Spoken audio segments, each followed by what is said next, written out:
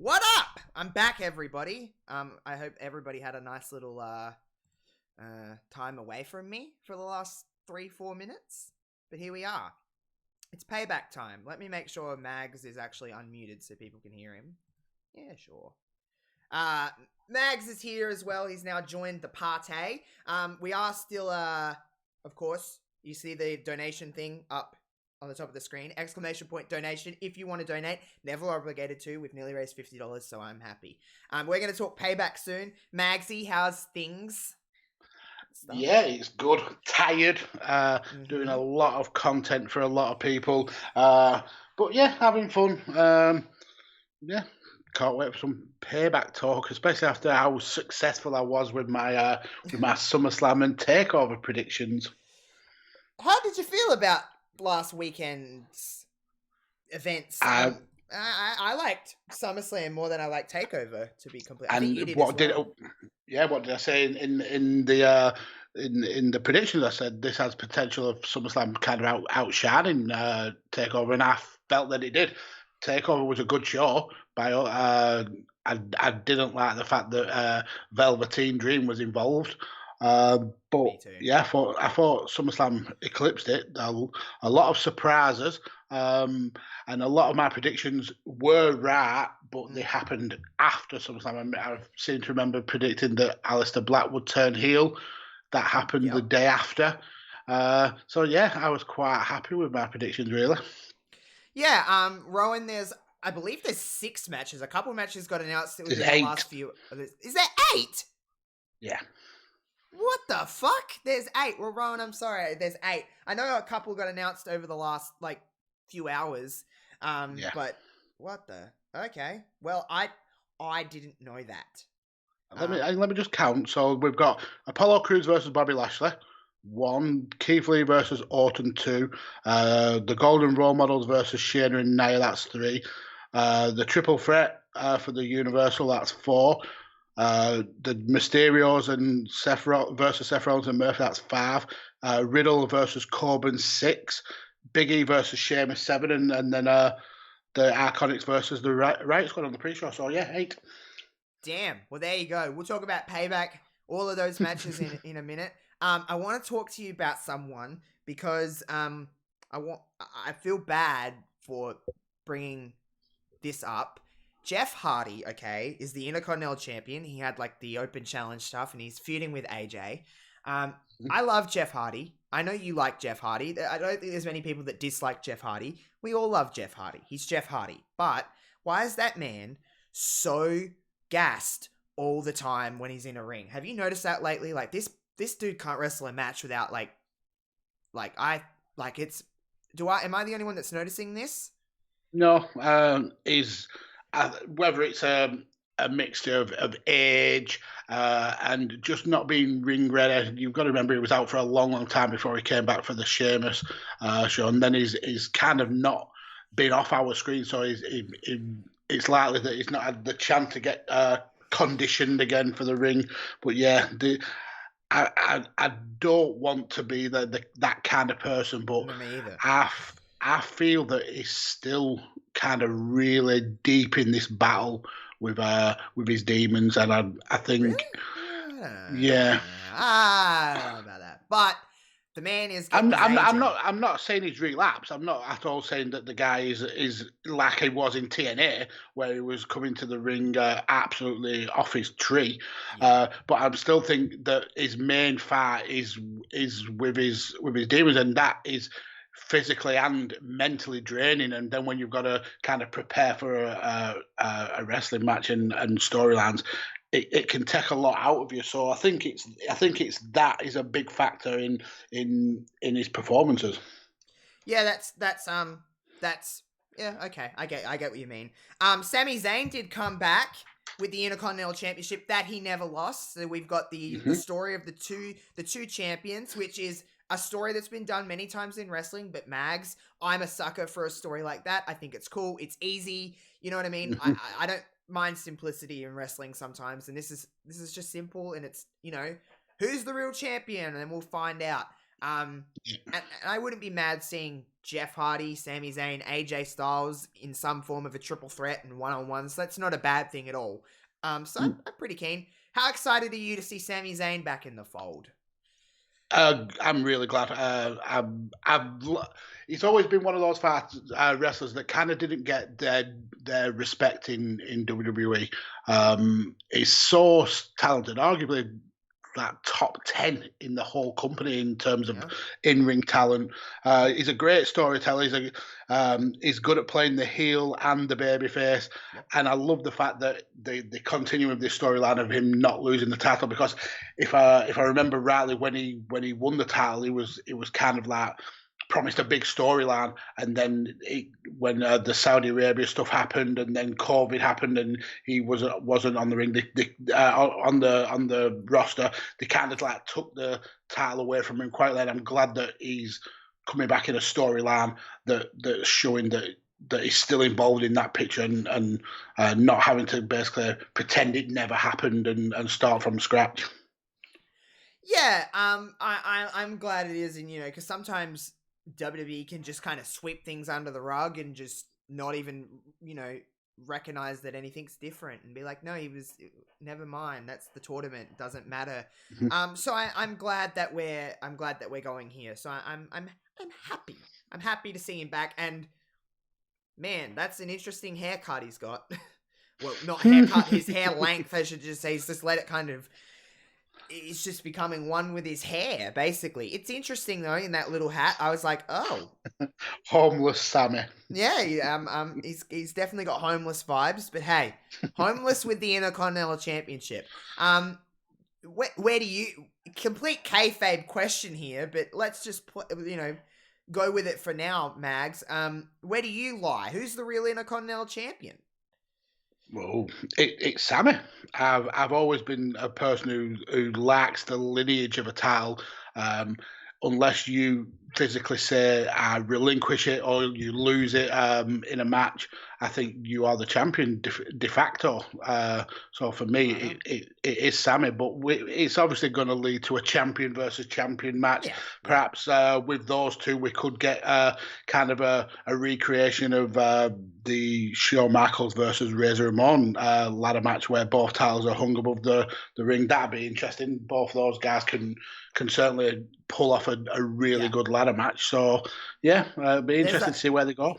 The next show that WWE have is Clash of Champions, so it kind of makes sense, I guess. So it's like they planned that for a little while there. It could well be. Well, with that storyline and then the Clash of the Champions with the Golden Role Models, maybe this actual Clash of Champions pay-per-view will mean something rather than just be a standard pay-per-view in the WWE calendar. Who knows, Mags? Who knows with this place sometimes. Thank you, Rowan. I changed it now to whatever I just changed it to, but thank you for telling me that was still in Fall Guys. I forgot. So yeah, let's one more thing before we talk about Payback. Mags, I've left you. I'm no longer in the podcast game. Everyone seems to be kind of going away from podcasting. What's going on here? I don't know, but did I start a trend? Perhaps, maybe. The power that I have? No. I love podcasting. I love it, love it, love it. I was talking about it earlier in the stream when we're playing Fall Guys about how much love I have for Reverb, and I wouldn't be doing any of this if it wasn't for Reverb. But for everybody that wasn't here earlier and anyone that didn't listen to my show, there was a few people asking about why I kind of left. I'll say this one final time, and if you don't hear it now, then you'll find it somewhere on my Twitter, I'm sure, if you just go through all of my dumb tweets. It was just time, I feel, to kind of step away. I was becoming way too comfortable, and Mags can attest to this. He gives me a lot of shit, but he knows how important I view this and how much I want to grow this and want to expand, and I actually, if this could be my job, I would go in that route. So why not try?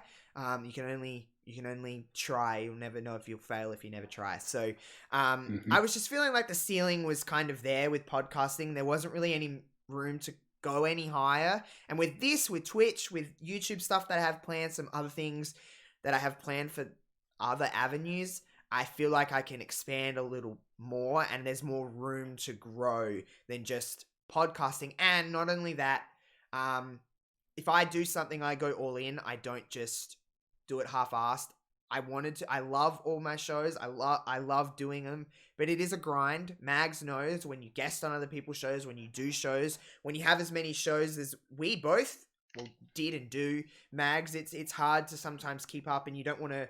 I never want to put out something that's just like not up to at least my standard. I'm not talking about other people's standards. Just for what I feel is like, okay, this is okay. I'm good with this. It just was time, and I don't know if I'll ever get to a stage where it will come back.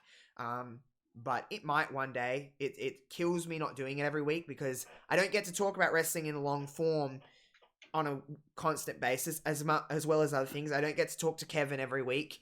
But you know, it is what it is, and it was just time to move on from that, at least for now. So I love Wrestling Reverb, and I always will. And it sounds Mags will understand. He loves his podcast as well. I love that show, and it meant a lot to me. It was a good source of just building my self-esteem as a human being.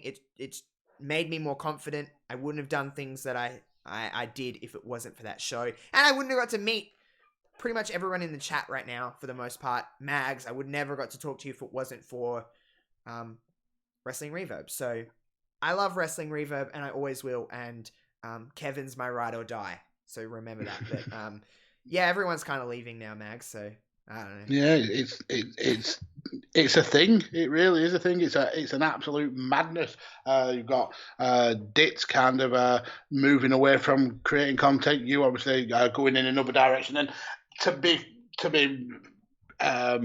truthful with you, it's kind of heartbreaking for me because we've had such similar paths in terms of like creating. We started around the same time. We kind of like met each other on the same podcast. We clicked instantly, and like every kind of like turn our content has gone. It's almost like we've gone together. We've really been like, people won't know, but behind the scenes, we've been massive rocks of support for each other. You know things that have happened in my personal life that 99% of Twitter would never know. Same with me and you. We've really been huge supporters of each other, always kind of like pushing each other to create better. I believe that I'm a better creator because of how good and how diverse and how willing you were to kind of push yourself. That in turn pushed me. So it's going to be sad not having that kind of force behind me for me to want to be a better podcaster. But I 100% understand your mindset. You want to make this a way bigger thing than it is, and you've reached your limit with podcasting. I totally understand that. You got comfortable. You tried the amount of content you put out, which is absolutely amazing. The topics and the kind of the different content you put out is brilliant, but there's a level to this, and I understand that. My game has never been to be where you are. My game was never for this to be potentially a job. It's always kind of as soon as I stop having fun with it, I'll knock it on the head.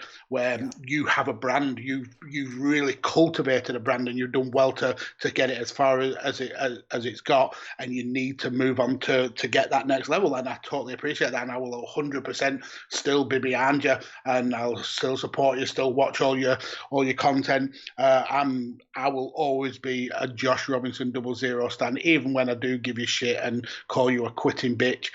Because you can't hack it in the world of podcasting anymore. I wish you all the success in the world, and I will definitely be there every single step of the way for you. I've shed real tears over this, over a dumb wrestling podcast. It's happened, and I'm like on the verge right now, and I'm not going to allow myself to cry on stream. But thank you, Mags, and I will always support you. Even if you are pretty shit, but I had to just really drive the wedge in there. Hi, Reese, by the way. Welcome in the chat. Welcome into the people that are here. If you want to donate to -18, it helps out with all of you'll see all the links come up in the chat for learn more about -18. But exclamation point donation if you want to support the cause, and you don't have to. It's no obligation, nothing like that. Let's get into some Payback before I start crying. So Payback is just it's a week after SummerSlam. We everyone knows that. I guess there's mixed opinions, as there is with anything in wrestling. There's mixed opinions on whether it's really necessary to be having this pay-per-view or not. I guess it's irrelevant because it's happening, and most of the people that are in this chat, along with most of the people that are complaining about it on Twitter, will watch it. It's a part of their network subscription. So, why not just throw in another show? And, to be honest, I kind of like the fact that, the WWE Championship isn't on the line. It's giving an opportunity for someone like Keith Lee, and we'll talk about that a little later. But there's I don't know, there's just different focuses on different things. And it just allows some story to move on, and at the end of the day, Mags, it makes no difference to me because I will be watching regardless. Whether it's needed or not, I guess is a conversation that people will be having. But regardless of all of that, a week's build to a show is difficult to get really hyped for. But we've said this many times, Mags. Sometimes when WWE doesn't have a lot of quote unquote hype behind a show, it's when they put out their best work. Well, at least in my opinion. Yeah, and to be quite fair to WWE, a lot of these stories and feuds, I am interested in. I'm interested in seeing the Keith Lee and Randy Orton feud, and that's on a week's worth of build. I'm interested to see what happens with Shayna and Nia after a week's worth of build, and obviously that elongated storyline with the Golden Role Models, that's been absolutely the story of the summer. So yeah, I think it's a very interesting way for WWE to kind of throw a cat amongst the pigeons. We're kind of in this routine where it's a pay-per-view every month. So for them to throw one straight at us after such an exciting and very surprising show at SummerSlam, I think it's WWE kind of testing the water, seeing where they can go, and I'm all for it. Yeah, Rowan, don't worry. Don't you forget about Keith. We will never. Let's start things off with the match that will be on the kickoff. Riot Squad. Are they now the Riot Squad again? They're officially back together, are they, Mags? Well, they're being billed as the Riot Squad. Whether they're back together in synchronization, I don't know. But yeah, we're starting with the Riot Squad versus the Iconics. Yeah, I think there's still tension there between Ruby and Liv, and I think that's going to continue probably after this match, hopefully into a full-blown feud. Liv has kind of been floating on like the periphery of WWE recently, and she really needs something to get her teeth into. She's one of the most popular, most underutilized stars on the show. So yeah, I'd love to see a full blown out bitch fest heel versus heel feud with her and Ruby. So I think we're going to see the Iconics picking up the win, going forward to what's the next pay-per-view's Clash of Champions, going forward to challenge the Golden Role Models or Shayna and Nia for those titles. And yeah, we're going to have Ruby versus Liv coming out of this. Okay, I don't see it going that way at all. So you don't think the Iconics win? You think the Iconics lose? No, I think they lose. I think this is the stamp on this little program that they've had, and I think the Riot Squad are going to be in the contention for the tag team titles. Interesting. That's how we always agree on the first match, Mags. Oh shit. Oh shit. It's okay. Let me ask you this. When it comes to, we talk about Liv a lot, and Liv does have a lot of potential. JPQ, hello, you beautiful thing. Liv does have a lot of potential. Ruby Riott is someone that I feel like a year ago, maybe a little longer because of her injury, they're talking about Ruby Riott's going to be a future champion. Ruby Riott's going to be a future champion. Now, off of what I'm just saying, and off of, in comparison to Liv, Ruby Riott as a long-term babyface, yes or no? Yeah, I like Ruby Riott as a babyface. I think she works as a babyface. She's kind of got that almost Shotzi Blackheart kind of vibe about her, and Shotzi is one of the most adorable people in NXT. So Ruby's definitely got that potential. I think for me, the problem with Ruby is kind of the same problem we had with Sonya Deville over on SmackDown, where she just wasn't giving anything to make us like get behind her. And I think a feud with her and Liv would give us that. Okay, I don't know. I just always envisioned Ruby. Why she can be, I don't know. I'm indifferent, I guess it would be where I'm at. But I just always envisioned Ruby as like a top heel if she was champion. I don't know. But I like Ruby Riott. I like all of the women involved in this. I'm a fan of them all. There's something there. There's obviously something there with Ruby and Liv. Whether it is the story of are they better together or are they going to separate is something. I just think there's, honestly, Mags, the only reason I say like Ruby and Liv will win this is because I think there's more in it storyline wise for them to be together and challenging as a babyface tag team than there is in them just breaking up, having a little feud that not really everybody cares about. And we've seen then, the Iconics winning and it's not that time right now for them, I don't feel. And that's coming from me. I mean, I would be mad if they won. I mean, don't get me wrong, but I just think Ruby and Liv have got. To me, they've got this one in the bag. There's no pick 'em here. Okay, so let me pose another question to you then. There was rumours and kind of talks a while ago of the Iconics splitting up. Do you think will lead to a Billy versus Peyton feud? I hope not. I really hope not. And I don't mean this I love the Iconics, but that's why I love them, is because they're better together than separate.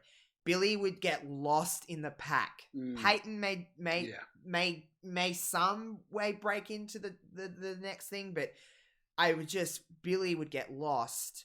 And it's purely, I'm not saying I think Billy is more entertaining than Peyton, but Peyton is a better worker than Billy. And also, she has a more marketable look than Billy, I think. That's just purely from a business standpoint, purely from just trying to be unbiased. But they make each other better. All the weaknesses of Peyton Royce are highlighted they're highlighted in their Billy's strengths and vice versa. So, I just think I love them so much together. There'd be no point in it, Mags, because okay, this is different, but you remember when the Bella twins broke up back in 2015, okay? Nikki turned on Brie. Within 4 months, they were back together again because they realized that they're better together than apart. It's the same with the Iconics. Yeah, they're worth more than the sum of the parts. Yeah. Mm-hmm. And it is what it is. But I just feel like Riot Squad have got this one. You're going Iconics, though, so I like being different, so hell yeah. All right, let's go into the main card of this here. Let's talk about, we always talk about the United States Championship first, so we may as well talk about that. For the last two pay-per-views, Apollo Crews has because Apollo Crews wasn't at the horror show. He was meant to, but whatever. We've seen a lot of MVP going for the United States Championship, unsuccessfully able to dethrone Apollo Crews. We've been on this Apollo Crews train for months now of him getting since just before Money in the Bank, he started to get some momentum, gain some traction. People are all about it. I guess, has the train gone in a different direction here, and is Apollo Crews left at the station? Has he lost that momentum? Is it dead in the water? Is he done? Is Bobby Lashley just gonna lock him in that full Nelson and it's gonna be over for Apollo Crews? Or do you think there's still some more gas left in the tank with Apollo Crews? If you go back to the SummerSlam picks, I said that I looked at Bobby as kind of the final boss of this Hurt Business versus Apollo Crews storyline, and I think that match coming up on Payback is where Bobby picks up that US title. That solidifies the Hurt Business. Apollo Crews' run with the title is over, and I even, and this is another Mag's kind of a conspiracy theory. I think here we go. I need some kind of graphic. I should make some kind of graphic that just comes across the screen when we have a Mag's conspiracy theory. Just warning, idiot warning. I just put wasted like the GTA thing that just comes up because it's just like, oh, here we go. Go on though. I think we get a new member of the Hurt Business, and I think it may. I've got two names. I think it may be Cedric Alexander, or it may be Ricochet join the just like the Roman Hurt Business. said in the chat. He maybe a heel turn for them, and maybe coming into the Hurt Business. Mm-hmm. I mean, I wouldn't be opposed to them kind of expanding the Hurt Business because there's something there with the Hurt Business. I don't think it's quite got there yet, but I feel like there's something there. I've enjoyed the Hurt Business for what it is. I'm not trying to look at it from like, I'm trying to look at it different and like being like, it has its place, especially when it comes to, you know, working with Apollo and then also in the underground, which is, I guess, kind of become a little bit of just a weird thing that's happening is Raw Underground, especially since we're now in the Thunderdome and that, it's different. Speaking of the Thunderdome, before we get to actual predictions of this match, it's been interesting since we talked last week to now. There's been some issues, not WWE's fault at all, through idiot people thinking they can put up pictures of Chris Benoit. They showed some executions of some kind. I think one dude got his junk out and started touching himself. There's been a lot, and it's this when WWE take this away from people just for regular public, and they either put it in like behind a paywall, or they make it so only family and friends of talent can be in the Thunderdome as like virtual fans. I wouldn't blame them, Mags, because no, you know, it takes one bag egg to spoil the bunch, but WWE have to be. They cannot allow that to happen. I know they're trying to do different kind of tweaking and stuff like that to make sure that it's not getting on screen, but they get in a lot of trouble for that. Like a lot of trouble. And I'm not, this is one time when people complain that this is over, I'm going to defend WWE like crazy, dude, because they have a right to do so. And I think they'd be doing the smart thing in not allowing general public to be allowed in, to be honest. Yeah. Why are fans determined to be such dicks? Why? I just do not understand it. We've been complaining for so long that WWE's product doesn't feel the same without a crowd. WWE, they want to do the best thing for everyone. They want to have the crowd there, but also keep people safe and not at risk of infection. So they come up with this, and behind the scenes, this has taken a lot of kind of organising, a lot of infrastructure. And I think we mentioned last week how good it is for fans who couldn't necessarily get to the show to have an opportunity to be on the show. And for some idiot fans, for a little bit of clout on wrestling social media, look at me, on our clever, I put up a picture of a murderer, or I'm on our clever, I got my tiny penis and hairless baby balls out on screen. Why? You just look an idiot. Hopefully the way WWE kind of combat against this is having approved people, like people who they can know and trust on the bigger screens that are closer to ringside, and then like the newer people, the people who've not been applied before, maybe on the screens at the back, and you kind of like work your way down when you prove to be trustworthy. But yeah, why fans complain about shit, and then they've got this kind of self-destruction where they want to ruin things, and I know. just don't understand it. It's weird. Fans are dicks. I agree. I agree. They can be the worst. Ibiza, I agree with you to a certain degree, to be completely honest.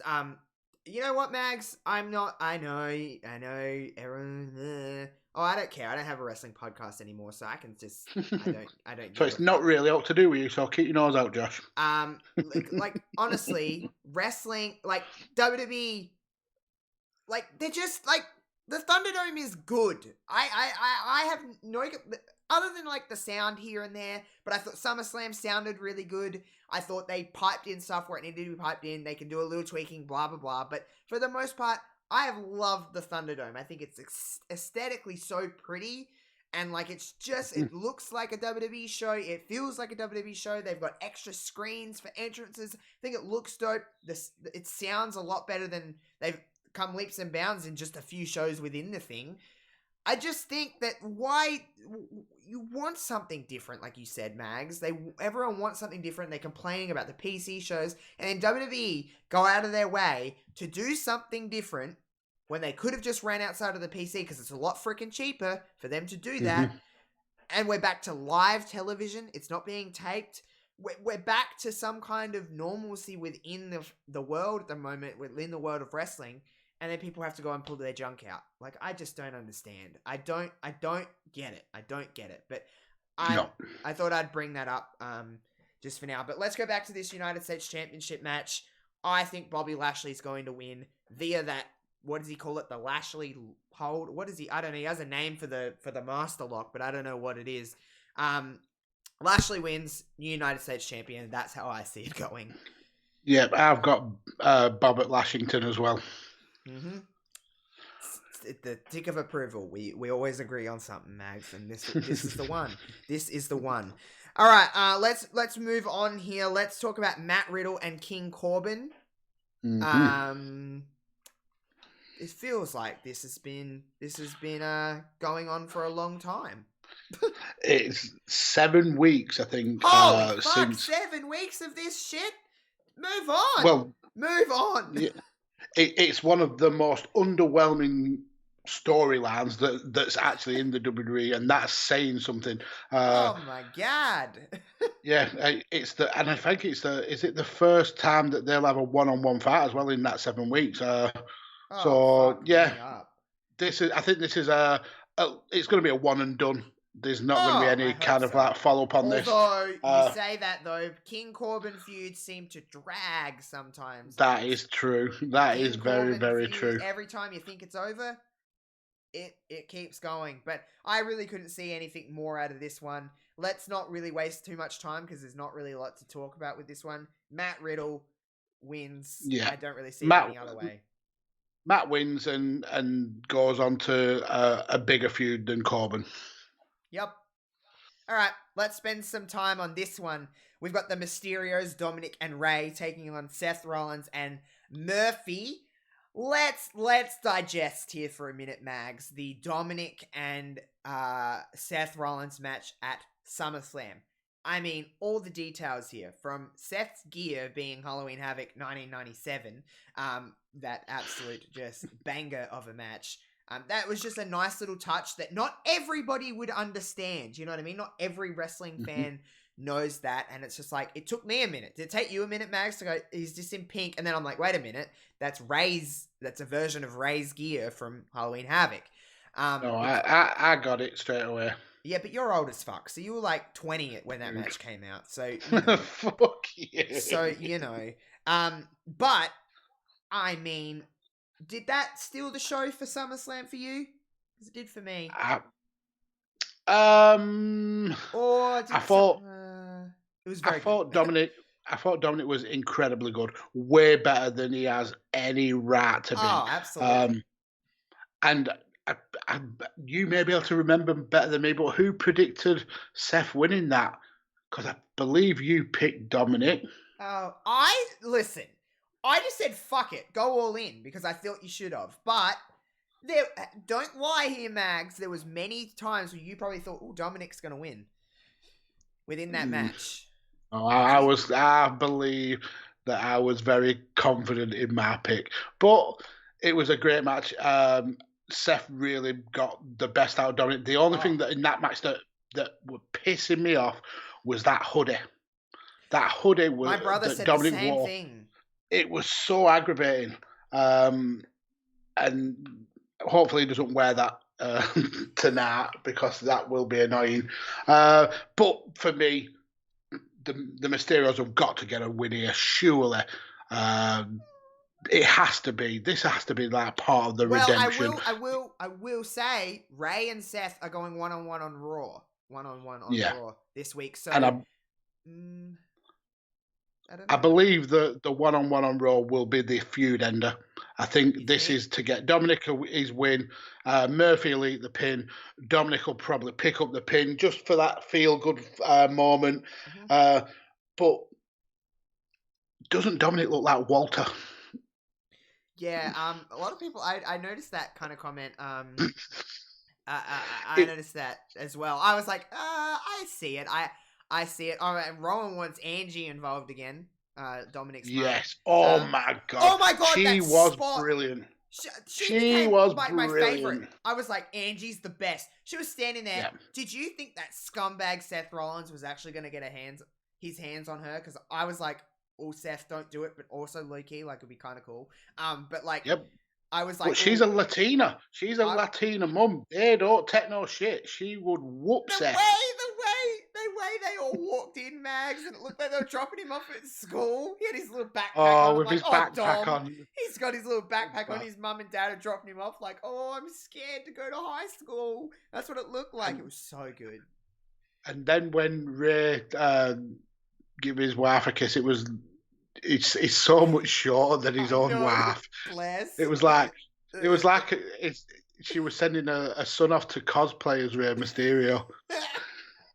She was so good. They're just standing there. I'm like, oh, Angie's about to come down and do a freaking 619. Here we go. Oh, that would have been brilliant. Oh my god, that would have stole the show. That would have stole the show. I would have been like, Angie is the best in the world. There'd be nothing. I'd never complain about WWE again. I'd be like, they just had Angie do a 619, a triple 619. That's what they should have done. Frog splash. Like, they should have just all just done 619s and all just do frog splash. Then do the Eddie kind of like shimmy. Oh my god, that would have been amazing. I just printed money for WWE, and if you're listening, that's the Clash of Champions match. Oh man, Seth obviously. versus Angie.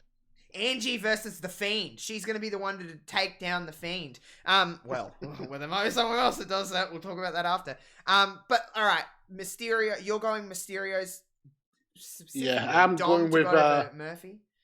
I'm going to go with Ray and his adoptive Walter Jr. son. It's Eddie Guerrero's son. Eddie didn't look like Walter. And I mean, we've just praised Angie Mysterio, but she's put it about a bit. She's hey, she's loose. She's a loose woman. You do you, Angie? You know. I don't kink shame. But if your thing is a 6'5" Austrian, go for it. You know, go for it. There's a lot worse. So Angie, I don't think will be involved in this one, unfortunately. Yeah.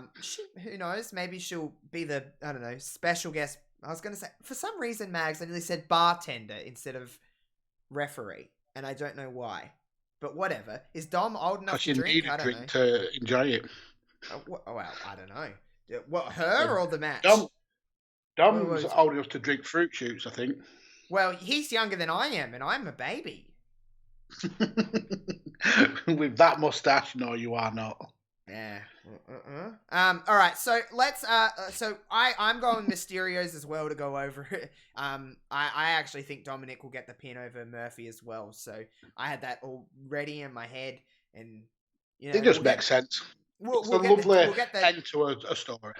Yeah, we'll get the double 619. We'll get the frog splashes. It'll be a nice feel good moment. They had a match on Raw that was fairly good. The only thing I'll say, and this is just being completely nitpicky because the kids had one match, but Dominic is so like green within there because he hasn't had a lot of experience, obviously. But you can see his wheels turning. Like, okay, this is the next spot. This is the next spot, and I don't know if you notice that kind of stuff, Mags, but I do. I notice it in Matt. You probably do as well. You can just see his brain working instead of it just being effortless. That only is going to go away with experience, of course, but again, just being nitpicky. But I noticed that on Raw, is like in that main event, he was just like, all right, I've got to do this spot. I've got to do this spot. And I'm like, oh, buddy, I mean, to be fair, we had that with Ronda when she first came in. She was very on the button with the spots, and it does take time to kind of learn. Especially in that Mania 34 match, because I could imagine, Mags, that match would have been very laid out. Yeah. With Stephanie in there. I mean, Stephanie's no 5-star classic wrestler. So you could imagine the spots would have been very like, okay, we're going to do this, we're going to do this. I couldn't imagine there'd be a lot of calling on the fly in this situation or with Seth and Dom. I couldn't imagine it'd be, well, it's a bit different, I guess. Well, no, because Ronda's a natural athlete, but I guess it's not in her blood like it is with Dom. He's certainly got it in his blood, and he's certainly, oh my god, he's got a lot of potential, dude. A lot of potential. He could be something really cool one day. And especially learning under the likes of his adopted dad Ray and his real dad Volta. And his real dad and Eddie Guerrero. So, I think his teaching days are done. Yeah, well, you know. Mysterio's to win, though, and it should be a nice, wholesome match, eh? Yes, I believe so. All right, let's talk about Big E and Sheamus. Oh, man. Mags, have you got an opportunity to watch the little clip from Talking Smack that Big E had this week? Yeah, and if that's the build-up we're getting for this match, so be it. I don't think there's a lot really to talk about in this match. We're all aware that Big E is in line for a push, and a win over Sheamus will definitely do that. How far it's going to take Big E in terms of pushing him into the main title picture, who knows? But yeah, I just see a Big E win and Sheamus kind of losing to the babyface again. Yep, I see it going that way as well. Of course, if anyone didn't see Talking Smack or the clip that's going around on Twitter, it's about 2 minutes long. It doesn't take very long to watch, and it's a very, very powerful promo that Big E cuts. And it's very, it's, you know, there's underlying things here, Mags, with what's going on in the world. I don't know if I'm looking too far into this, but there is the, I guess, the obvious stuff that's going on in the world with Black Lives Matter and white privilege. And I think a lot of the things that Big E are saying are not just related to wrestling. I think a lot of people are held back because of people of color. And I think that while he even said people like The Miz, who was sitting there, he's a co-host on Talking Smack, has forged their own path and has gone down that, what the typical, like, wrestling path is, and getting more serious. And he did work hard, and he said he's a great talent, but he said it's different. He said, I'm forging my own path, because he said, the reason I'm in the spot I'm in today is because I've been silly. It's because I've been entertaining. It's because I've been different. All of the New Day. I mean, in 2014, Mags, when the New Day began, and they were like preachers, and they were getting booed, and nothing was really going right. There's no way in my mind that you could have said, I could have said, anyone could have said that, oh, in 6 years' time, they're going to be in, one of those people are going to be in one of the main events of WrestleMania, winning the WWE Championship, and they're going to be the highest selling merch group or people, whatever your talent, in the company. No one would have said that. And the only reason that they've got to the spot they're in is because the New Day have stuck to their guns creatively and been different than everybody else on the roster. So, you know, you hear a lot of comments from the likes of Booker T and others saying Big E needs to get more serious to be taken seriously in the Universal Championship conversation. But why would he, Mags? Why would he, when it's why people like Big E, it's why people like the New Day. And I know they're going in this storyline now, storyline-wise, because of stuff that was said. But I think there's a lot of truth to that. I think there would be people within the company, whether it's talent, whether it's producers, agents, whether it's Vince McMahon himself, that says, you're not going to be WWE champion if you keep acting like this. I think there would be conversations that he's had with people. I don't know for sure. It's just all assumption. But do you think Big E is going to be the Universal Champion within the next year? Or WWE champion, world champion. I mean, you know. Yeah, what I mean? I'd like him to be. I think he's such a talent, he's a WWE style of wrestler. He's a big beefy lad. He can play the face absolutely to a T. We know his comic timing. He's just adorable. But when it gets down to the serious things, I mean, if you remember, he did a promo in the build up to the Kofi win at WrestleMania, where he was saying that these kind of things don't happen to the likes of us. And you could really feel the passion in him. And again, with the Talking Smack promo, that passion was coming through. I don't like the fact that you have to change and be serious to be considered a world title contender. But unfortunately, that's the wrestling life that we live in. If you remember the likes of Cena in the mid card division, it was comical. We got Dr. Fugonomics throwing peanuts at people, rapping. But when it got down to him being the best of the best, the face of the company, he had to get serious. And unfortunately, I think that there's a lot of there's a lot of truth in what people like Booker T are saying, is that there's a time for fun and games, but when it comes down to being pushed as the main guy for the company, you have to be serious. And unfortunately, Big E may need to let go of that comic side if he wants to break through that glass ceiling. Yeah, you're totally right. I'm here for Big E, and I'm here for someone new, and I'm ready for him to get his chance, because he's certainly talented enough. It's not a matter of talent. But we both agree, Big E is going to beat Sheamus here.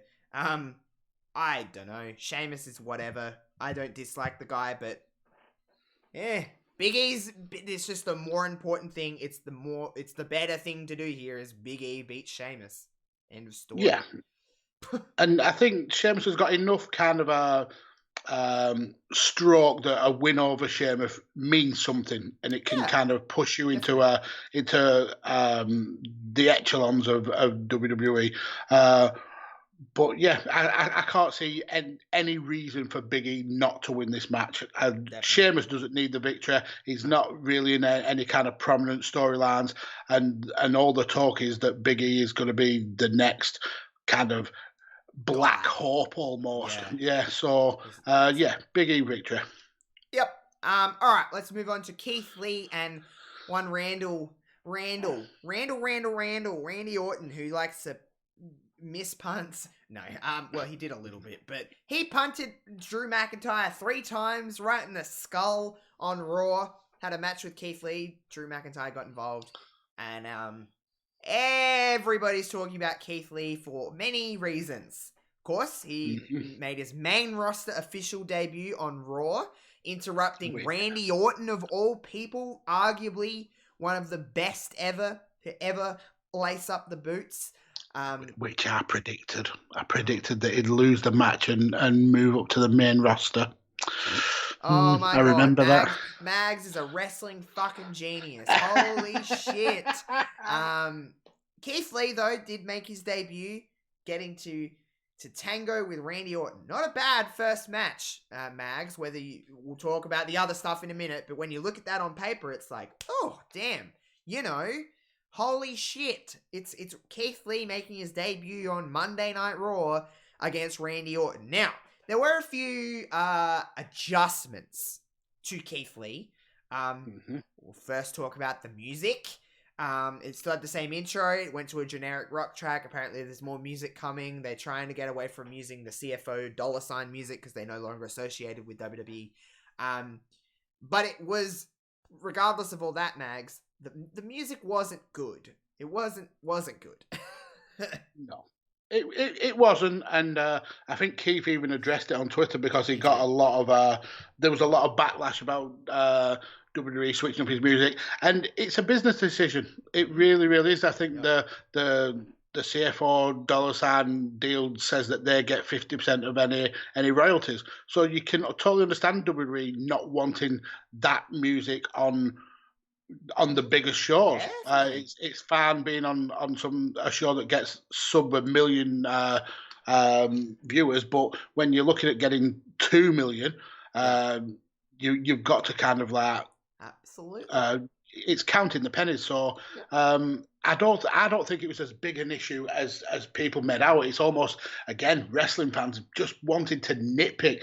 It's the fact that Keith Lee has got this massive push that is clearly thought so highly of by Vince and the team on the main roster that he got the rub from Brock, he got the rub from Roman, and now his first feud is against Randy Orton, who's arguably the hottest heel in WWE today. This what's there to complain about?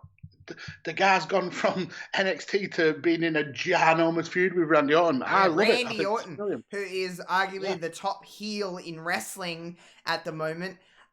He did also have new gear. It resembled a skirt, if you will. Had a shirt as I don't know. Like Keith Lee said on Twitter, I'm paraphrasing, but he said, "Dude, you're getting hung up on stuff that is kind of irrelevant, really. I'm in there with Randy Orton, like you just pointed out, Mags. Um, it is what it is. People are going to bitch about something, so I guess let them bitch about that. The match itself going into Payback, again, you're not even on the main roster for a week, and you're already in a pay-per-view main match against Randy Orton. Win, loss, or draw, it's not a bad thing. You know what I mean? It's not a bad thing at all. So, Keith and Randy, I couldn't see it being bad because it's Keith Lee and Randy Orton. I'll just guess I'll flat out ask you: does Keith Lee win, or is Randy gonna get the W? This feels like booking yourself into a corner. Oh, Do you really? bring up? Yeah. Yeah. Do you bring up someone with in the way that you brought Keith Lee up and throw him straight into the main title picture and have him lose his first pay per view match? Yeah. Or do you have him going over the biggest heel in the WWE right now, someone who's likely to be getting another shot at Drew McIntyre in the very, very near future? Do you have him? Do you have Keith Lee winning that match? I It's don't hard, know. isn't it? It's hard to Yeah, pick this this one. is a hard one to pick, and this is why I'm really enjoying WWE so recently because it's not just paint by numbers booking. I'm going to go with Keith Lee because I feel that the loss to Karrion Kross, the dropping the title, the moving up and being in such a prominent feud, it makes no sense for him to lose his first match. Whether he wins clean is another thing. I think we're going to see Drew, perhaps Drew with a bandage wrapped around his broken skull, or just somewhere that Randy gets disqualified, just to keep Randy strong for the potential rematch. And I also remember predicting that we could see a Keith Lee heel turn, and we got those little signs on Raw that he was willing to like be that heel. He kind of like gave Drew grief for getting involved when he didn't really need to. He kind of like didn't show that empathy. Yeah, so the future's bright for Keith Lee, I think, and it starts with a win in this match. But how? I don't know. Maybe I think disqualification.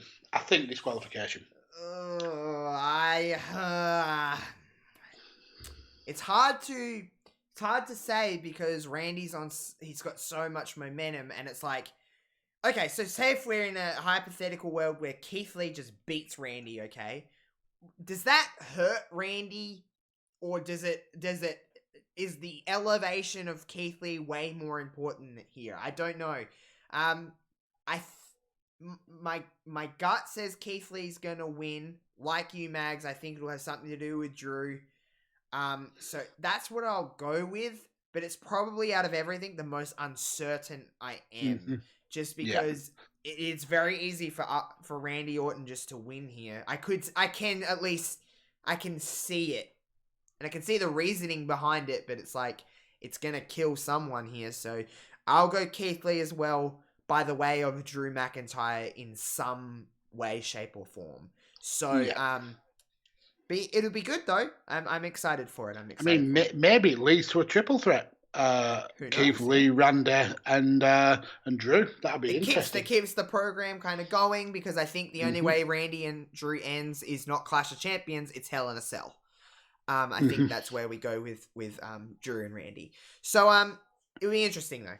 All right, let's talk about the Women's Tag Team Championship match. The Golden Role Models, Sasha Banks and Bayley, taking on the unlikely duo, which WWE love to book, of Shayna Baszler and Nia Jax. So I'm going to just talk about Sasha and Bayley here in the greatness that has been their storytelling. The subtleness, the little comments by Bayley, especially this week, but over the last month or so, and just the little things, Mags, is what gets me freaking off in wrestling. Like, I am just like so into it. Like, for example, for anyone that didn't see SmackDown, Sasha Banks said a sentence like, "At Payback, I will get my vengeance," while staring at Bayley. But having Nia and Shayna on the screen in the terms of a promo, just little things like that, and Bayley saying, "I should never have let you fought Asuka because you've never been able to defend a Raw Championship," and just little backstage things. And I said it. I'll be Mags here and brag. I said on the prediction show last week, Sasha will take the bullet for Bayley, but Bayley will not do the same for Sasha, and that was exactly what happened. Bayley did not take the bullet for Sasha Banks like Sasha.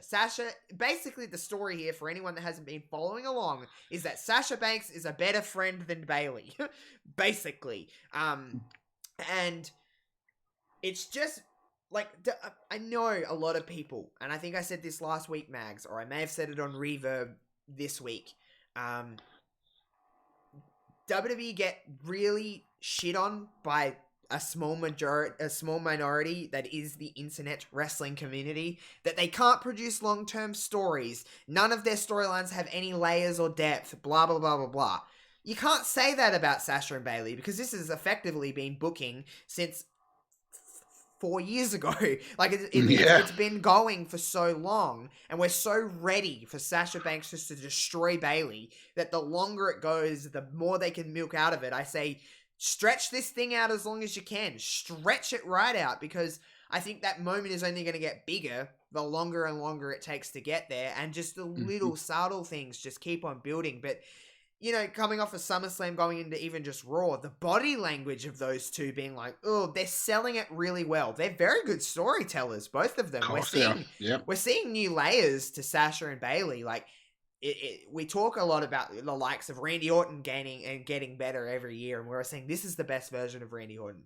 I would argue that this is the best version we've ever seen of Bayley and Banks. I don't think we've ever seen them better. They're at the top of their game. They're arguably at the top of the company. I know there's going to be arguments against that, but I honestly think they're the top two people, if not at least in the top few. They're carrying a lot of WWE's audience at the moment, and I think that potential with the breakdown, it's like, I'm not going to lie to you, Mags, if I was Vince McMahon, if I was running a business, you would milk as much money out of this as you can. And I think you would have little subtle things that kind of build up to eventually the big blow off.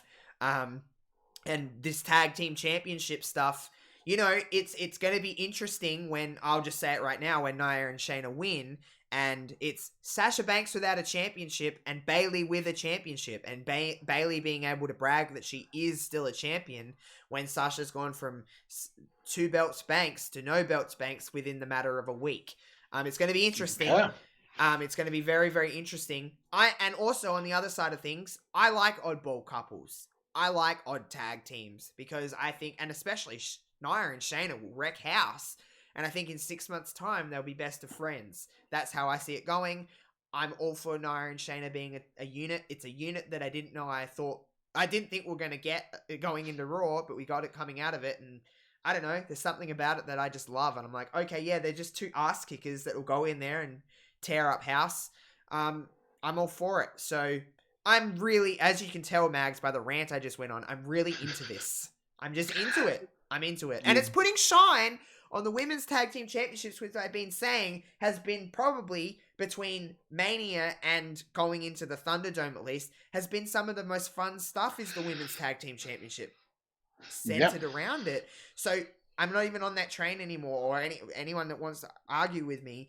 I think the Women's Tag Team Championships are in a good spot. They're in a pretty main storyline going into Payback.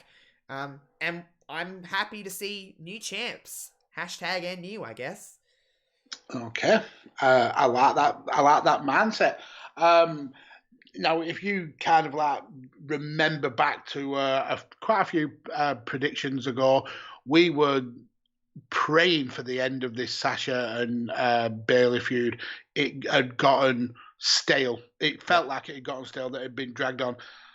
And I've got to give full props to WWE, and I don't think people give them props enough when it's due.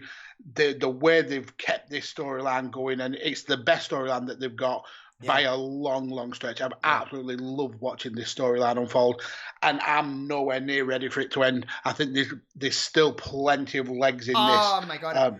They could main event, I'm just saying, just to quickly interrupt, Mags, I think they could main event a pay-per-view with or without a championship. Yes. Oh, absolutely.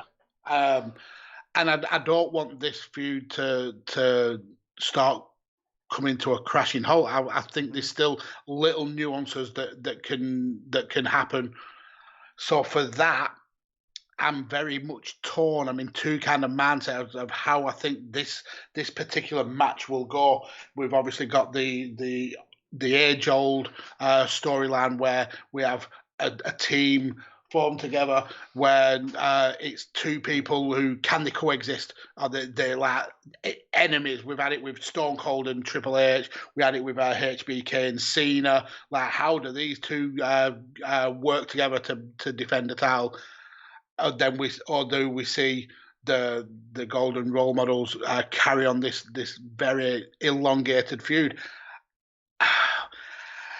I think I'm going to go with Sasha and Bayley retaining. Do you think, here's a question for you, Mags. Could Sasha and Bayley stretch this program out to Mania? Oh. I was thinking Survivor Series. Do you think that could be... So you think SmackDown Women's Championship main event of Survivor Series would be Sasha and Bayley? No. I think they retain this time. They lose the tags next. Then we get Sasha costing Bayley the title, and then we get the blood feud match. That's what I'm thinking. Or if you even if you really wanted to stretch it to Mania, we do get a time match between Sasha and Bayley, but then Bayley costs Sasha the match to somebody else, and that is the blood feud that stretches into Mania. So perhaps we could get to Mania with this, and I'd be actually all for that. But is there enough legs in it? Is there enough legs in this to keep everyone as interested right now as they are for another 8 months? How long have we got till Mania? I don't know.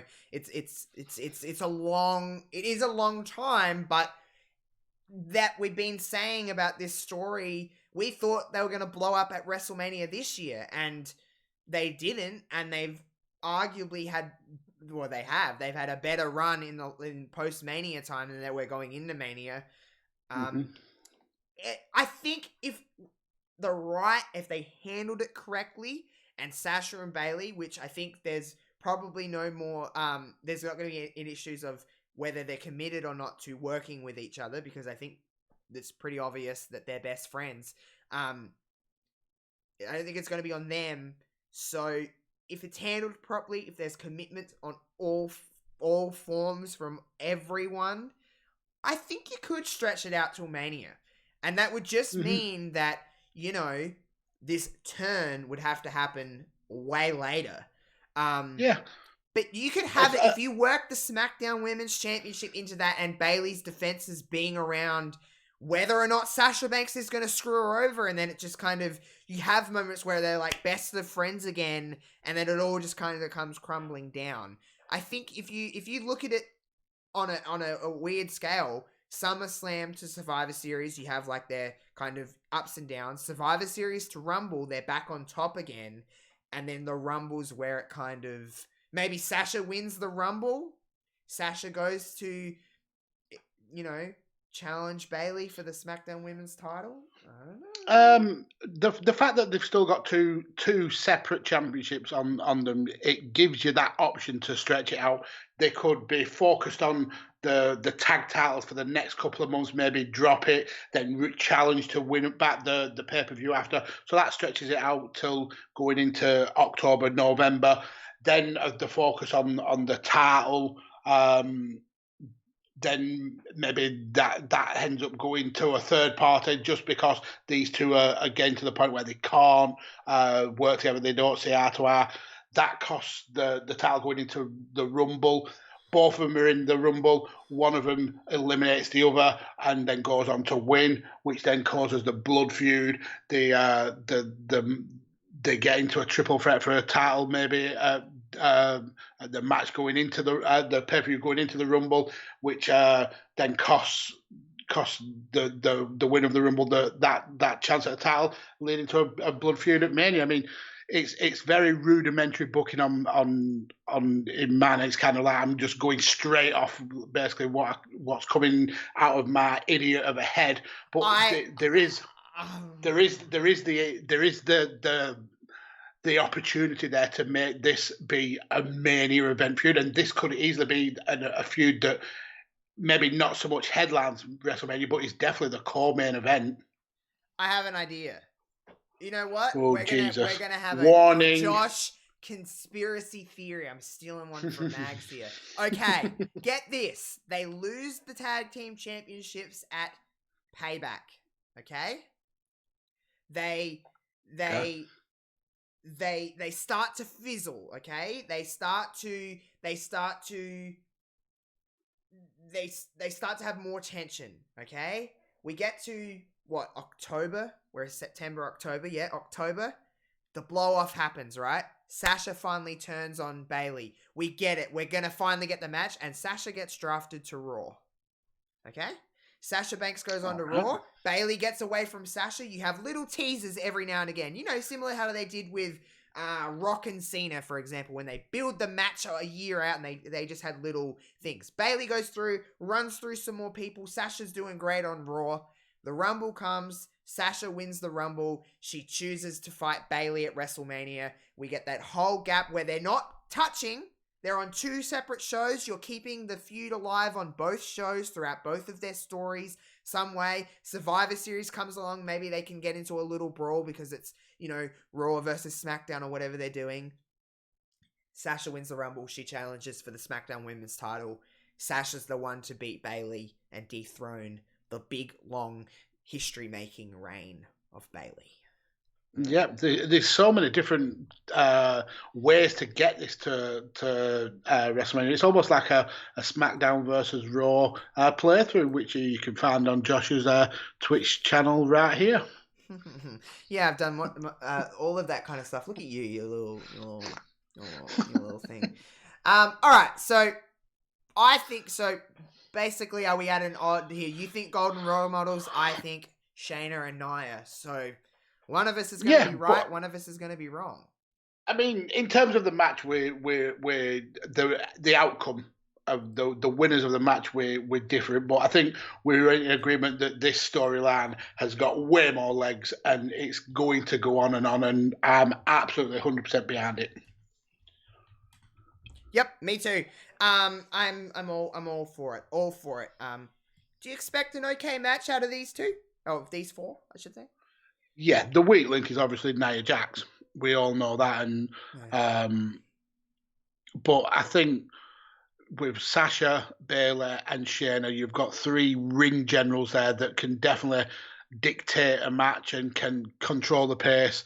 And if you keep Nia to the kind of big spots and don't have her like basically leading the match, I think it's workable. Nia could actually do with being teamed up with someone like Shayna to really help her on her game, because I feel for Nia.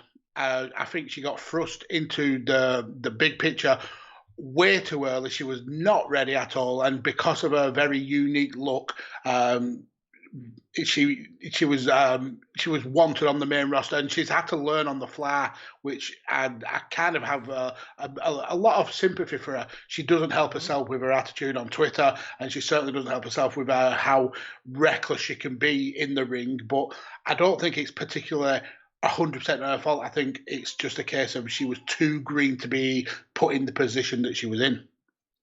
It's all I see that definitely. But yeah, could be a fun match. All right, let's talk about the main event, triple threat, no holds barred match, which I guess is a little redundant because a triple threat is technically a no holds barred match when you look at it, but I understand it. It's marketing, whatever. Braun Strowman, Roman Reigns, and The Fiend Bray Wyatt for The Fiend's Universal Championship. Now, okay, the tagline to SummerSlam was "You never saw it coming," and I know some people are on Twitter like, "Oh, it's the king." Fuck up. Just fuck up. Roman Reigns coming in, and I legitimately popped. I was like, "Oh shit! Yeah. It's fucking Yeah. Roman Reigns, who gets a lot of flack. I know Roman this, Roman that, and there's arguments for it all. I understand, but Mags, we've talked about Roman many times before. The dude is so talented, and he brings another energy and level, whether you dislike him, whether you love him, because there's people that hate him and there's people that love him. Regardless of all of that, Mags, he come in and he teared house on SummerSlam, and some people were like, it's a heel turn, it's this. At that point, I was like, nah, it's just Roman coming in and destroying. And that's the kind of Roman I like. I don't necessarily think that Roman has to be a heel. I just want him to be Roman Reigns. He looks like a badass. Let's start being a badass. And just coming in and being like, I'm the best. I'm the fucking man. I'm the one that dictates what goes on around here. And I'm going to beat the shit out of you, whether it's with a chair, whether it's with my fist, whether it's with a spear. And he did all of those things at the end of SummerSlam. And we never saw it coming.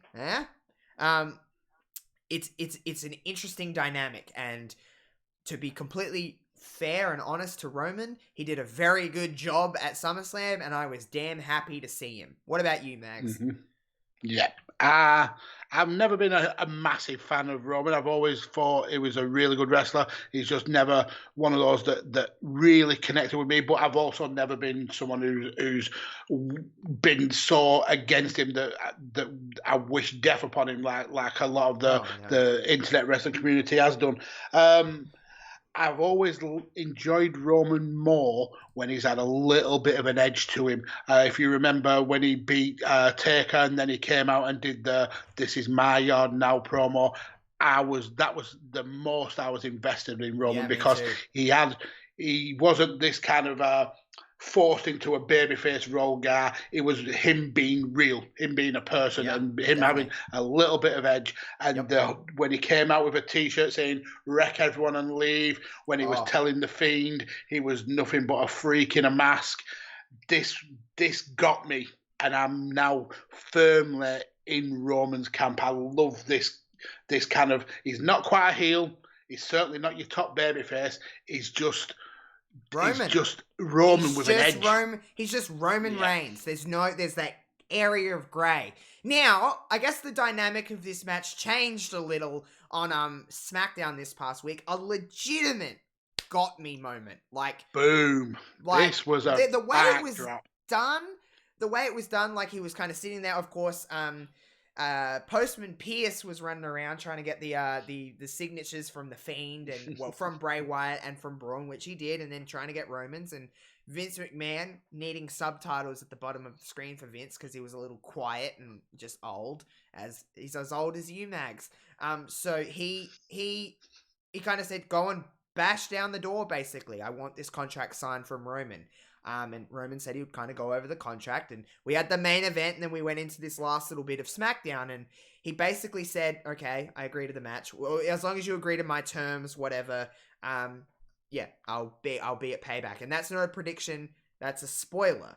And I was like, I was sitting there like watching this show, and I'm like, well, that's what Paul Heyman says.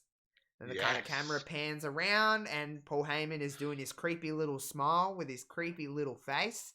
And somewhere in the arena, AJ Styles was like, oh, gosh, dang it. Because he was all like, oh no, Paul Heyman's here. But just bravo the way they did that. And just like, oh my God, we're actually going here. We're actually doing this. Whether it's arguable now at least that he's more of a heel than a babyface, because Paul Heyman is a heel. Oh, well, at least I would say he's a heel. He's a bad dude. He does bad things. Aligning yourself with Paul Heyman, we're going here. And it makes sense when you actually break it down and everything like that. But it's a game changer, because there was a lot of me going into the week. Of course, this match was announced straight on Raw. It was announced. I'm pretty sure it was announced before Raw. This triple threat will be happening. I'm like, oh, Roman may win here, but maybe the Fiend could win. I just don't see Braun winning. But Paul Heyman now added into the mix. It's hard to bet against Roman Reigns. He's got a lot of momentum, and coming off a week, a week out from his return. I mean, the caveat here, I guess, is it's a triple threat. So Roman or the Fiend technically don't have to lose. I think Braun's in this match to take the fall. Point blank. 100%. He whether it's Roman or the Fiend is a very hard question to answer, because the Fiend just got the championship. So there's an argument for like, why put the belt on the Fiend if he's just gonna lose? Then there's an argument of Roman Reigns is very hot right now. He's got a lot of momentum. He's got Paul Heyman. If he doesn't win, does that make that all kind of like, oh well, he didn't even get the job done, so why do I care? There's a lot to think about here, because, and again, the Fiend is someone who has been, for the most part, very protected. Roman is someone that is accused of being very protected. And then there's Braun. Braun is in an interesting spot here, because I view Braun Strowman as a heel, Mags. That's how I view Braun Strowman. Whether he is or not is another question. I view Roman Reigns as maybe more of an area of grey, but slightly more towards the heelish side. Is the Fiend a babyface in this match? I don't know. There's a lot of questions here. What is your thoughts on absolutely everything that I just talked about? Yeah, it's another one where you can see more than one way to go for WWE. I totally agree with you that the fact that Braun is in this match to take the loss. His outfit on SmackDown, did it not give you kind of a early Hardy Boys and Michael P.S. Hayes vibes? Oh my God. It was like a green, for anyone that didn't see SmackDown, you can find it on WWE.com or you can find it on Twitter somewhere, but it was like a green tight shirt tucked in, had like a belt and some, it was ugly. Okay. Yeah, it was just, he is I understand he's a very large man. But yeah, I'm sure he could wear something nicer than that, couldn't he? He has a lot of money, surely. Buy something or get someone to tell you that doesn't look okay. I don't know what. Or at least wear one of your own t-shirts. Wear a Strowman Express t-shirt. Yeah, sell your merch. But going into this match, it's a toss-up now between does the new Heyman-backed Roman win. Obviously, we know that Roman is Vince's boy. He wants, by hook or by crook, Roman to be the number one guy in the company. does the big dog lose his first comeback match, or does he go on to pick up the title and continue a feud with the Fiend? We've seen that quite a lot with the Fiend, where he ends up being the chaser. So technically, he's got to be the face, surely. We spoke a lot about how heels have the longer title runs, and when the babyface wins the title, they tend to have shorter ones because the entertainment is in the chase. And we've had that with the Fiend chasing with Seth. Then we had it with this one with Braun. We had the obviously the match that we try and forget about with Goldberg. But does Bray have another short title run though? How many times do you take someone with the kind of wrestling knowledge and the how much he's over? How many times do you take Bray and kind of like dump these very mini reigns on him? Oh, it's interesting, isn't it? Ugh. But going into a feud with Roman, that's absolute money. Roman versus the Fiend is the feud that everybody wants. How do I pick a winner in this? Before you pick the winner, the Fiend. Hey! Oh, my lads, thank you so much. Oh, all the love. God, everyone. They are CFG streams is like something I've fallen in love with or something in the last like 3 weeks, and they're all great dudes and they all just play games and they all just fuck around and they're all just great and we get along, and we're going to do something very, very soon, whether it's on their Twitch, my Twitch, all of it. They're just lovely dudes and they love wrestling, so they do that and they play all old wrestling games and stuff, and they're just the best dudes. Sorry to kind of derail the conversation here, but I want to ask you something about the Fiend, Mags. Okay, so it's interesting to have this conversation because we wouldn't been saying this a year ago. The Fiend as potentially the top babyface on SmackDown. Okay, in a situation now where Roman is being viewed with, to be honest, this is going to happen. Roman is going to get smart wrestling fans cheering for him because he has Paul Heyman with him. He's finally, quote unquote, turned to the dark side. He's finally become cool and a badass and edgy. So that's usually when you get cheered.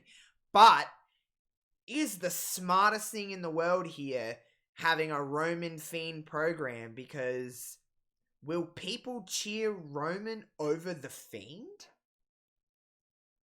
If he's coming back with Paul Heyman and with this new kind of edge to him, I don't think the end game is particularly getting Roman cheered. I think it's just getting Roman into the title picture. Roman's always going to have his fans, no matter what. He's got a massive following with the young wrestling fans, and obviously the stands on Twitter are absolutely something else. So I think they've got that kind of fan base on lock. I just think WWE have kind of learnt the lesson that the majority of the fan base are not going to accept a sugar sweet baby face Roman Reigns, and giving him this edge and maybe having him as a tweener, part face, part heel. Is the way to go with him. Kind of mentality of just it worked with The Rock. It worked with Austin. It worked with Cena. He's very it worked with Punk. It's very anti. But what a world we live in where we could be looking at a program, Mags, potentially between a babyface Fiend and a heel Roman. Potentially, it's mental.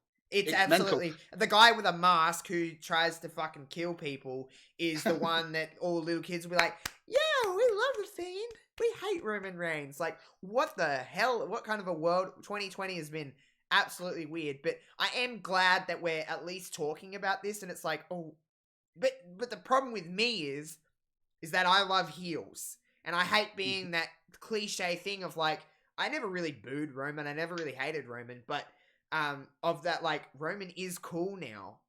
He's with Paul Heyman. He's just belting people. Like, it's just fucking great. Like, it's just like, he's coming in and clearing house, and it's just like, it's cool. Like, I love that in wrestling. So it's like, I hate to be that guy being like, oh, I think I would like Roman Reigns now, but it's like, I think I like a lot more than I did, at least. He's a lot more palatable as this for me. I totally agree. Yeah, I'm exactly the same. And I think there's another kind of storyline to go with as well. He's now managed by, or it seems he's got an advocate in Paul Heyman. Now, Paul Heyman is always going to be linked with a certain other big wrestler. Are we going to see a teaming up of Brock and Christ. Roman? They would never lose. Yeah. Or is it going to be they're both vying for Paul Heyman's attention? Or we're going to go back to the well with a Brock versus Roman feud? Putting Roman with Heyman is a stroke of genius. It's and like, go on. Sorry. There's only one loser in this situation, and it's the person who left Raw to get away from Paul Heyman. It's AJ Styles. Poor AJ. He has to deal with Heyman again. But yeah, I love it. I think it's an absolute stroke of genius that he's with Roman. It's just money, isn't it, dude? I know it sounds cliche, but it's money. It's like the WWE are just like, yep, this is what we're doing today. We're going with this. Do you think, Mags, that in Roman's time away and their discussions of him coming back, that this was a Roman Reigns idea, or do you think this was purely from the top? I think Roman has definitely had some sort of influence in this. He has to have known that he wasn't the most popular wrestler. He hears the boos. He sees the comments on social media, and I don't think he was always ever happy being that kind of ultra white meat babyface. I think he wanted to have a little bit of an edge. He wanted to be himself, and this is his perfect opportunity to be that. And I think we'll get a better Roman Reigns because of it. Yeah, I agree. I just think it's going to be good. Now, I guess the $1 million question is, who walks away with the Universal Championship? We know it's not going to be Braun Strowman. We know that. We just, I can nearly guarantee that it won't be the monster among men. I guess the better question is it going to be Roman or The Fiend? I'll just say my piece now, so then you can say yours in a minute, Mags, but I think Roman Reigns walks out with the Universal Championship. I agree. I think so. With Roman being the person he is, with the way that The Fiend has been booked as someone who can't really keep on to the title for long periods of time, it makes all the sense in the world for Paul Heyman to come back and be instantly back in the management role of the champion. I'm going with Roman. I think Roman is the face of the company, and yeah, I'm all about it. A Roman versus Fiend feud going after this will be absolutely brilliant. Yeah, I'm going with Roman to be the new champion. And yeah, and I believe Roman is also the leader of Retribution. Yeah, me too. The leader of Retribution, correct. I'm going with that. It's just funny how Roman's been back on 2 shows and Retribution didn't show up on SmackDown and SummerSlam, but they showed up on Raw. It's funny how that happens, isn't it? Which I would not be mad at if Roman Reigns is the leader of Roman and Heyman as the masterminds behind Retribution. It's like they're trying to destroy WWE from the inside. Correct. I'm glad we're on the same wavelength there, Mags, because I was thinking the same thing this entire week. I'm like, why are Retribution not here when Roman's here? They didn't show up at all on SmackDown. They didn't show up at all on SummerSlam, but they were happy to show up to Raw because Roman's not on that show. Yeah, that would make. I know that people have their opinions on Retribution, us included, Mags. We've had our opinions. Like, does it really make a lot of sense? What's really the goal here? But is that the point? Maybe is that it's not meant to make like a lot of sense until it's meant to make sense. Like, it's meant to be a little random and it's meant to be a little bit like childish and it's meant to be a little bit like mob mentality. Is it meant to be like that? Think of storylines that have gone this way before. We've had the corporate ministry where the leader of the higher power was Vince. Austin. Son of a bitch. It was him all along. Yeah. We had in TNA Aces and Eights where the leader of that group was someone who was TNA through and through. Bully Ray, yeah. It absolutely works. The kind of like insidious kind of mole in the company who's getting pissed off with not having what they think they deserve, bringing in these young, hungry wrestlers who are not getting their spots because other people won't step aside. Yeah, it absolutely works. It's a story that's as old as time, but it really does work. And yeah, I think Roman as the leader of this group would be amazing. It really, really would. Do you think that group, with Roman Reigns and Paul Heyman to a certain degree, kind of leading the charge, do you think that gets really over? Or do you think that do you think it would make the impact intended? Or do you think it would be... Is there really any way to ignore Roman Reigns? Is there? There's not. So I think there's no way that it could be bad. If I know a lot of people might be like, oh, but I don't... Roman Reigns doesn't work in bad storylines for the most part, other than like King Corbin, but I don't think that was Roman's fault. But Roman doesn't have bad matches. He makes any segment bigger and better. So does he just instantly make Retribution the biggest thing in the company? Yeah, and it makes it make sense, because as of right now, it's been interesting, but it hasn't made a lot of sense. Why are they doing the things that they're doing? Why are they attacking at the times that they're attacking? We do need some sort of logic behind it. And having Roman come back and say, I've had enough of this company, I've given my blood, sweat and my tears to this company, and I don't feel I've got my recognition. You're always putting people above me. You're always putting barriers in my way for being the big dog, and I've had enough. And we're here to take over. We're here to destroy from within. It's definitely not a bad story. I feel like Mags, I could be wrong here. I feel like I'm always wrong. Well, that's true. I feel like we're on the cusp of a lot of great stories. Mm-hmm. You know, when sometimes WWE, like, they've been in a bit of a bad stretch, and then you can sense, like, there's potential for Sasha Bailey, there's potential for Roman Reigns and The Fiend, Retribution, Keith Lee. Like, there's a lot of seeds being planted, and it seems like WWE, at least in my opinion, are recognizing that a lot hasn't been, like, the best outside of, like, the main stuff. We could be on the cusp of something. I could be wrong, and I could be just overthinking things, but there is a lot to look forward to, isn't there? Well, at least in my eyes, there is.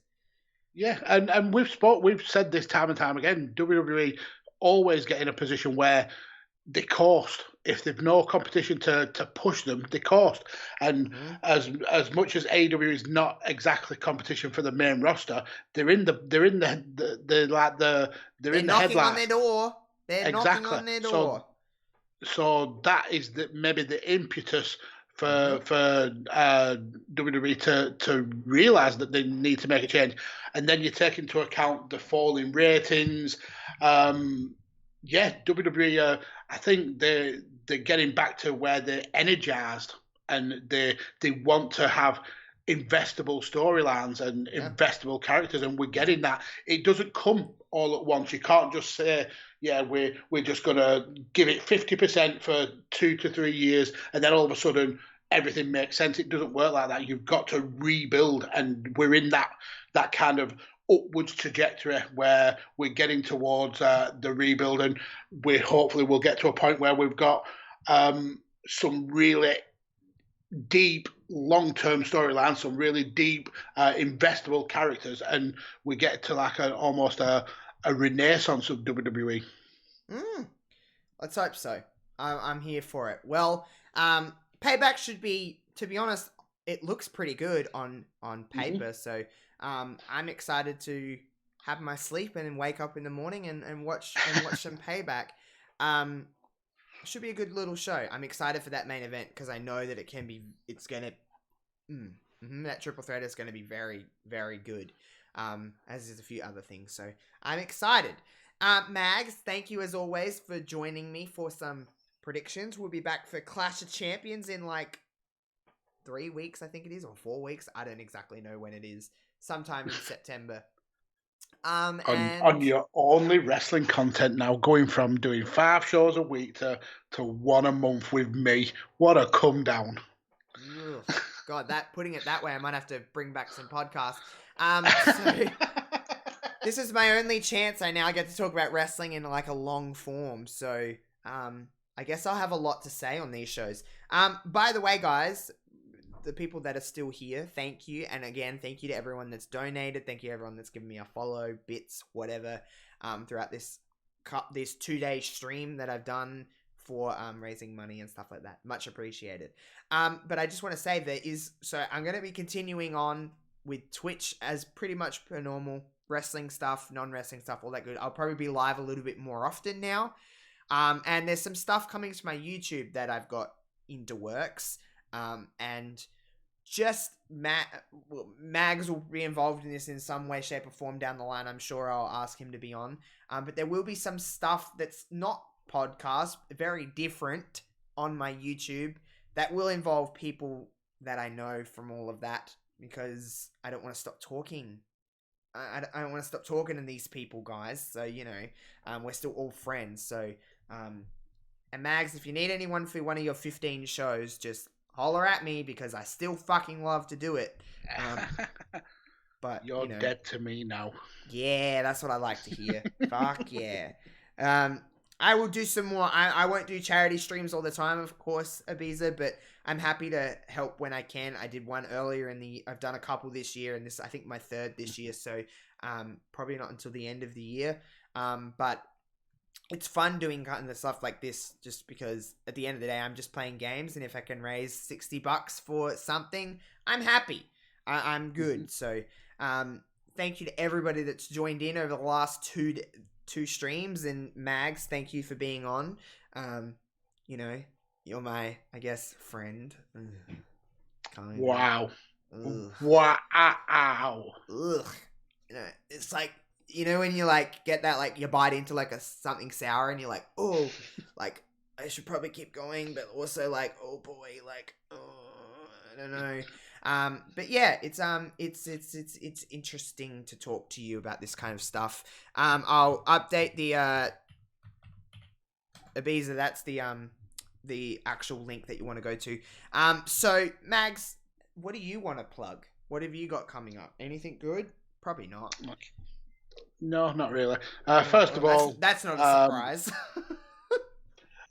First of all, I've got to give you props. As much as it pains me, and it's like a dagger into my heart, I've got to give you props.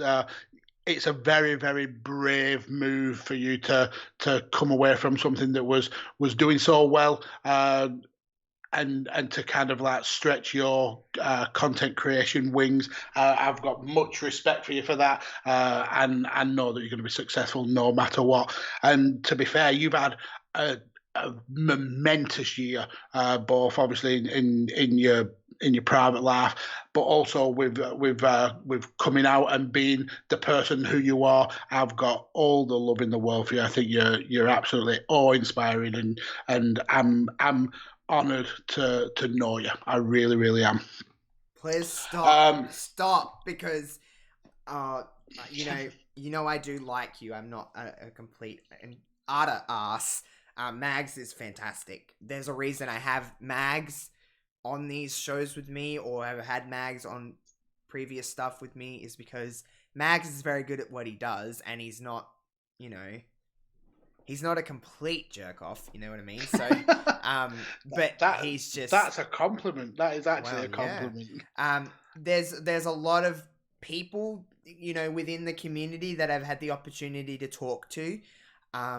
And Mags is one of the best. So just everyone go fucking follow Mags, all right? The literal his Twitter handle is on the is on the screen. Go and follow this man. He's very, very lovely, and I have all the love in the world for you, Mags. But other than that, you're stinky, you're old. Stop talking to me.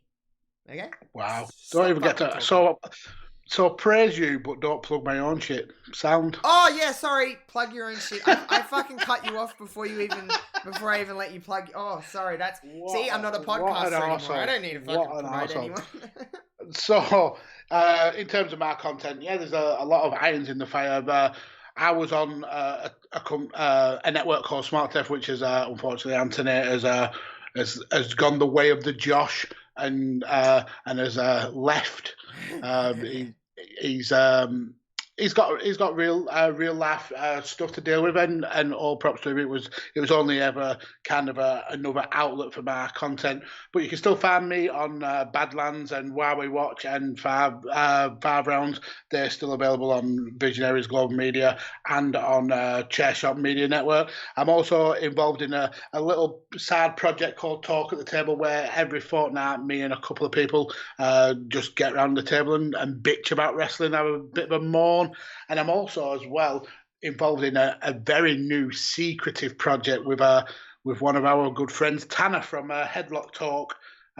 We're doing a show called Radio Techers, where we'll be talking about football, the Premier League and European football. So yeah, look out for that. And I think the first episode may drop next week. But yeah, that's a fun little side project headed up by Tanner and with me providing kind of colour commentary.